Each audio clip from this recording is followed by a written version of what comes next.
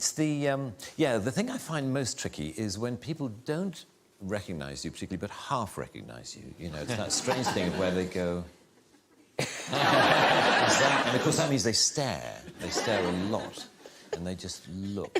You're sort of feeling, I wish that person wouldn't stare at me, so, I'd rather just, hold up a flag saying, yes. Yes, it's me. A few years ago, there was... I was in a Land Rover parts department near Peterborough, the kind of place you find me on most Saturdays. And we're waiting for car parts. And car parts, guys hang around a lot because, to get a part, the guy has to go half a mile to the back of the warehouse and then come back again, and he brings it back.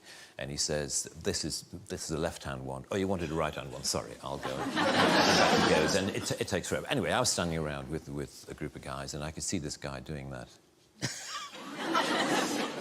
And he came up to me after a while, and he said, excuse me, has anyone ever told you that you're the absolute spitting image of that Mr. Bean? And I said, well, actually, I am the actor who plays Mr. Bean. And he said,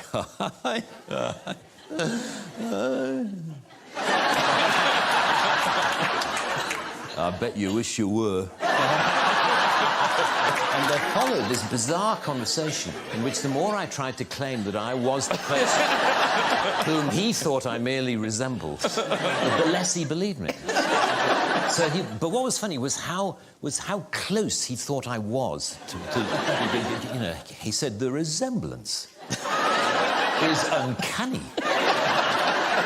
Have you ever thought of doing any, look-alike work, like, stag nights and hen nights? You can go along as Mr. Bean. And I said, no, I haven't. He said, because you can make an absolute fortune.